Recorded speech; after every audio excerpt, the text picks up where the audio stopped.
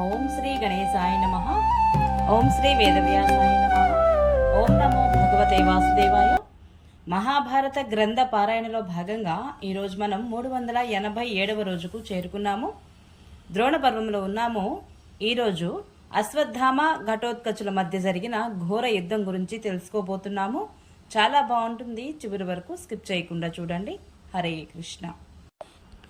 శుక్లాంబరధరం విష్ణుం శశివర్ణం చతుర్భుజం ప్రసన్నవదనం ధ్యాయేత్ సర్వవిఘ్నోపశాంతయే. నారాయణం నమస్కృత్య నరం చైవ నరోత్తమం దేవీం సరస్వతిం వ్యాసం తతో జయముధీరయేత్. హరే కృష్ణ. ఇక మనం పారాయణ ప్రారంభించుకుందాము.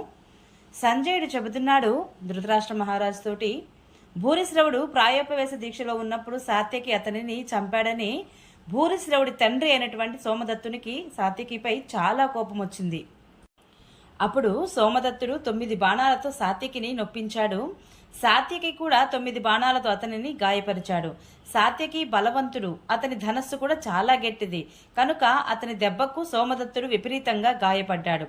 రథం మీదనే మూర్చపోయాడు. అది చూసి అతని సారథి అతనిని రణభూమి నుండి పక్కకు తీసుకుపోయాడు. సాత్యకిని వధించాలని ద్రోణుడు కూడా ఉరికాడు. అతడు రావడం చూసి యుధిష్ఠిరాదులు సాత్యకిని రక్షించడానికి అతని చుట్టూ చేరి నిలుచున్నారు. అనంతరం ద్రోణునకు పాండవులతో యుద్ధం ఆరంభమైంది. ద్రోణుడు పాండవ సైన్యాన్ని బాణాలతో కప్పివేసి యుధిష్ఠిరుని కూడా బాగా గాయపరిచాడు.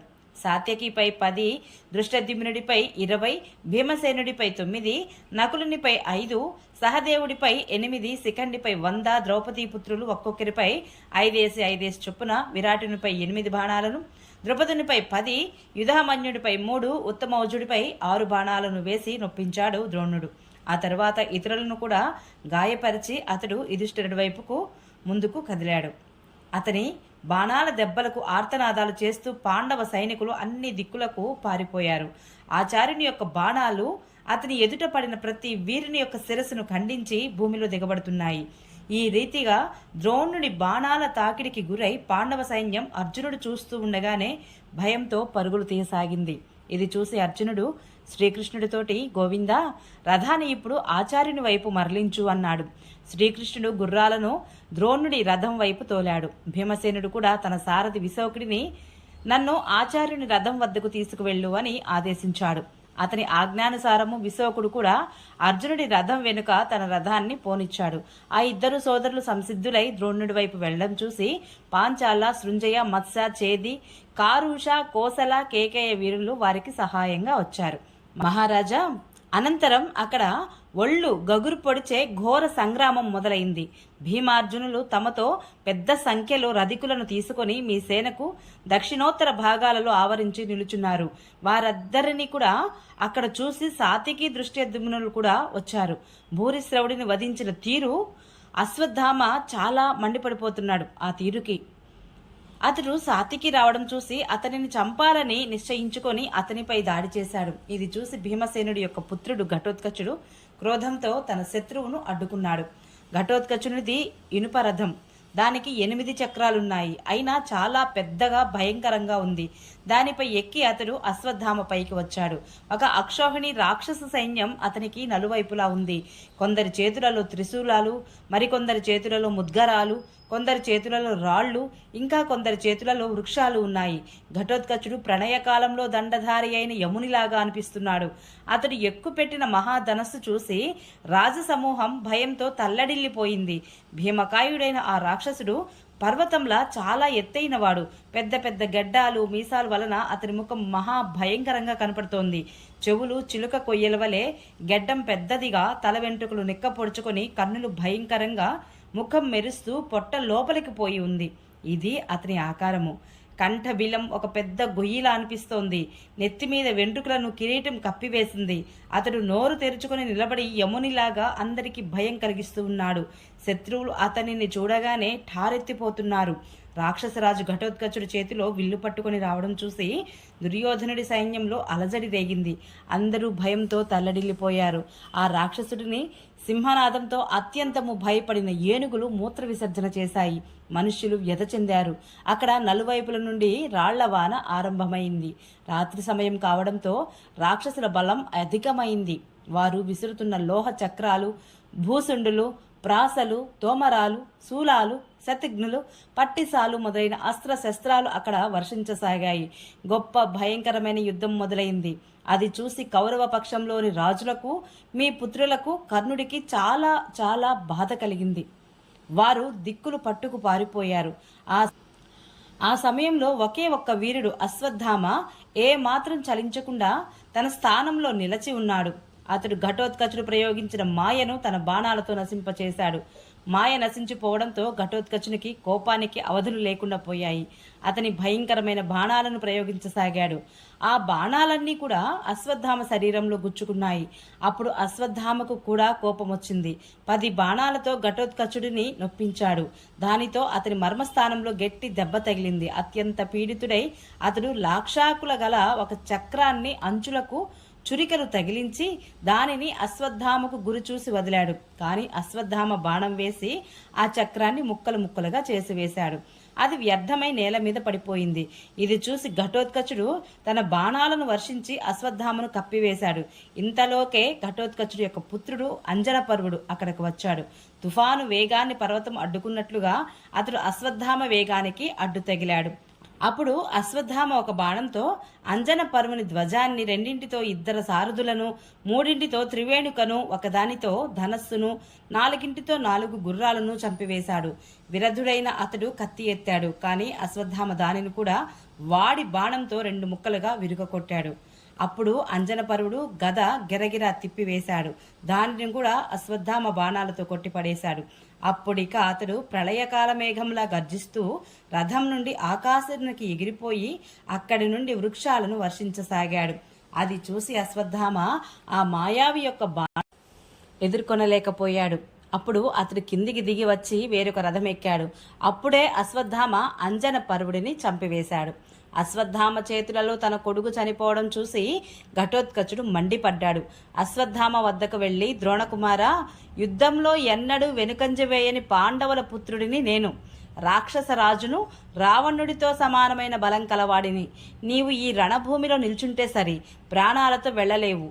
నేడు నీ యుద్ధోత్సాహాన్ని నశింపచేస్తాను అన్నాడు. అన్నాక ఎరుపెక్కిన కన్నులతో ఆ మహాబలుడు అశ్వత్థామ వైపుకు ఉరికి అతనిపై రథపు టిరుసు వంటి బాణాలను వర్షించసాగాడు. కానీ ఘటోత్కచుని బాణాలు ఇంకా సమీపానికి రాకుండానే అశ్వత్థామ వాటిని ఖండించి వేస్తున్నాడు. ఇలా అంతరిక్షంలో బాణాలతో మరో సంగ్రామం జరుగుతున్నట్లుంది. 2 వైపుల నుండి బాణాలు ఢీకొనినప్పుడు నిప్పురవ్వలు వెలువడుతున్నాయి. అవి ఆకాశంలో మిణుగురు పురుగులనే భ్రాంతి చెందిస్తున్నాయి.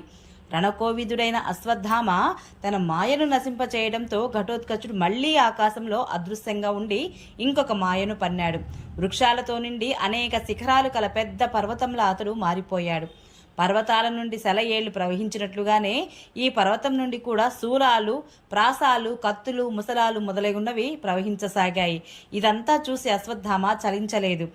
అతడు చిరునవ్వుతో ఆ పర్వతం మీద వజ్రాస్త్రాన్ని ప్రయోగించాడు. దాని స్పర్శ తగలడంతోనే ఆ గిరిరాజం వెంటనే కరిగిపోయింది. అతడు ఈసారి ఇంద్రధనస్సుతో కూడిన నల్లని మేఘంలా మారి అశ్వత్థామను రాళ్లవానతో కప్పివేశాడు. అశ్వత్థామ అస్త్రవేత్తలలో శ్రేష్ఠుడు. అతడు వాయువ్యాస్త్రాన్ని సంధించి ఆ కాలమేఘాన్ని పటాపంచలు చేసివేశాడు. ఆపై అతడు బాణవర్షంతో దిక్కులన్నీ కప్పివేసి పాండవ సైన్యంలోని 1,00,000 రథికులను మట్టుపెట్టాడు. అశ్వత్థామ రొమ్మున 10 బాణాలను నాటాడు. వాటి దెబ్బకు అశ్వత్థామ కంపించిపోయాడు. ఇంతలో ఘటోత్కచుడు అంజలీకమనే బాణంతో అతని ధనస్సును కూడా విరగొట్టాడు. అశ్వత్థామ ఇంకొక దృఢమైన విల్లు అందుకొని ఘటోత్కచునిపై వాడి బాణాలను వేయసాగాడు. ఘటోత్కచుడు కోపం పట్టలేకపోయాడప్పుడు. క్రూర కర్ములైన తన రాక్షస సైన్యాన్ని, వీరులారా, ఈ అశ్వత్థామను చంపండి అని ఆదేశించాడు. ఆదేశించినదే తడవుగా ఆ భయంకరులైన రాక్షసులు ఎర్రని కన్నులతో నోళ్లు తెరుచుకొని రకరకాల ఆయుధాలు చేతధరించి అశ్వత్థామను చంపడానికి పరుగులు తీశారు. వారు అశ్వత్థామ శిరస్సుపై శక్తి, శతఘ్ని, పరిఘ, వజ్రం, శూలం, పట్టిసం, కత్తి, గద, బిందిపాలం, ముసలం, పరశువు, ప్రాసం, తోమరం, కూర్ణపం, కంపనం, ముద్గరం మొదలైన శత్రుధ్వంసకకారకారైన ఆయుధాలను వర్షించసాగారు. అశ్వత్థామ నెత్తి మీద శస్త్రాల జడివాన కురవడం చూసి మీ యోధులందరూ కూడా దుఃఖించసాగారు. కానీ అతడు మాత్రం కొంచెం కూడా చలించలేదు. వజ్ర సదృశమైన వాడి బాణాలతో ఆ ఘోర శస్త్ర వర్షాన్ని విధ్వంసం చేస్తున్నాడు. తన బాణాలతో, దివ్యాస్త్రాలను, మంత్రాలతో అభిమంత్రించి రాక్షస సేనను సంహరించసాగాడు. అతని బాణాలకు గాయపడి రాక్షస సైన్యం తల్లడిల్లసాగింది. అశ్వత్థామ దెబ్బలకు వారందరికీ కోపం వచ్చి అతనిపై విరుచుకుపడ్డారు. అప్పుడు అశ్వత్థామ ఇతరులెవరూ చూపలేని అద్భుత పరాక్రమాన్ని ప్రదర్శించాడు. అతడు ఘటోత్కచుడు చూస్తూ ఉండగానే ప్రజ్వలిస్తున్న తన బాణాలతో అతని సేనను భస్మం చేసేశాడు. అప్పుడు క్రోధగూర్ణితుడైన ఘటోత్కచుడు పళ్ళు నూరుతూ, పెదవులు కొరుకుతూ, అరచేతులు అప్పళిస్తూ, సింహనాదం చేస్తూ 8 గంటలు కట్టి ఉన్న ఒక ఆసనని అశ్వత్థామపై వేశాడు. కానీ అతడు దూకి ఆ శనిని చేతితో పట్టుకొని తిరిగి దానిని ఘటోత్కచునిపైనే వేశాడు. ఘటోత్కచుడు రథంలో నుంచి దూకేశాడు. ఆ భయంకరమైన అసనిని అతడు గుర్రాలతో, సారథిని, ధ్వజాన్ని, రథాన్ని భస్మం చేసి భూమిలో కలిసిపోయింది. అశ్వత్థామ యొక్క ఆ పరాక్రమాన్ని చూసి యోధులందరూ కూడా అతనిని ప్రశంసించారు. తన రథం కాలిపోవడంతో వింటిని చేతితో పట్టుకొని అతడు అశ్వత్థామ రొమ్మున వాడి బాణాలను నాటాడు. అదే విధంగా దృష్టద్యుమ్నుడు కూడా నిర్భయంగా అశ్వత్థామ హృదయాన్ని వాడి బాణాలతో గాయపరచసాగాడు. ఇటువైపు అశ్వత్థామ కూడా వేల బాణాలను వారిపై వర్షిస్తూ ఉన్నాడు. వారిద్దరూ తమ అస్త్రాలతో అతని బాణాలను ఖండించేస్తున్నారు. ఈ రీతిగా వారిద్దరి మధ్య అతి తీవ్రంగా మిక్కిలి భయంకరమైన యుద్ధం ఆరంభమైంది. ఇతరులకు అసంభవమైన పరాక్రమాన్ని అశ్వత్థామ చూపసాగాడు. కన్ను మూసి తెరిచే లోపల అతడు గుర్రాలను, సారథిని, ఏనుగులతో పాటు ఒక అక్షౌహిణి రాక్షస సైన్యాన్ని మట్టుపెట్టాడు.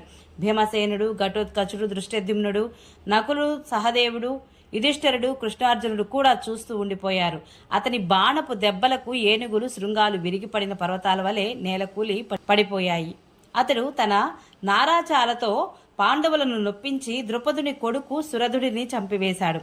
ఆపై ద్రుపదుని తమ్ముడు శత్రుంజయుడిని పని పూర్తి చేశాడు. ఆ తరువాత పలానీకుడు, జయానీకుడు, జయాశ్వుడు వీరి ప్రాణాలను హరించాడు. ఆపై శతాహ్యుని యమపురికి పంపించాడు. అనంతరం 3 బాణాలతో హేమమాలి, వృషఘ్నుడు, చంద్రసేనులను కూడా వధించాడు. అటు పిమ్మట కుంతిభోజుడిని 10 మంది కొడుకులను కూడా 10 బాణాలతో యమలోకానికి అతిథులుగా పంపించాడు. అనంతరం అతడు యమదండం వంటి ఘోరమైన బాణాన్ని వింటికి సంధించి ఘటోత్కచుడి యొక్క రొమ్ముపై ప్రహరించాడు. ఆ మహాబాణము అతని రొమ్మును చీల్చి భూమిలో దిగబడింది. ఘటోత్కచుడు మూర్ఛపోయి నేలవాలాడు. అతడు చనిపోయాడని తలచి దృష్టద్యుమ్నుడు రథాన్ని అశ్వత్థామ వద్ద నుండి దూరంగా తొలగించి తీసుకుపోయాడు. యుధిష్ఠిరుడి యొక్క సైన్యంలోని రాజులందరూ కూడా పారిపోయారు. వీరవరుడు అశ్వత్థామ పాండవ సైన్యాన్ని ఓడించి సింహంలా గర్జించాడు. అప్పుడు ఇతరులందరూ మీ పుత్రులు కూడా ద్రోణుడి పుత్రుడిని మిక్కిలి సన్మానించారు. సిద్ధులు, గంధర్వులు, పిశాచులు, నాగులు, సుపర్ణులు, పితరులు, పక్షులు, రాక్షసులు, భూతాలు, అప్సరసలు, దేవతలు కూడా అశ్వత్థామను ప్రశంసించసాగారు. ఓం నమో భగవతే వాసుదేవాయ. ఈరోజు పారాయణ ఇంతటితో సమాప్తం. రేపు మనము ధృతరాష్ట్ర పుత్రులు 10 మంది మరణించుట, కర్ణ కృపుల వివాదము, అశ్వత్థామ కోపించుట, ఈ 3 విషయాల గురించి రేపు మనం చర్చించుకుందాము.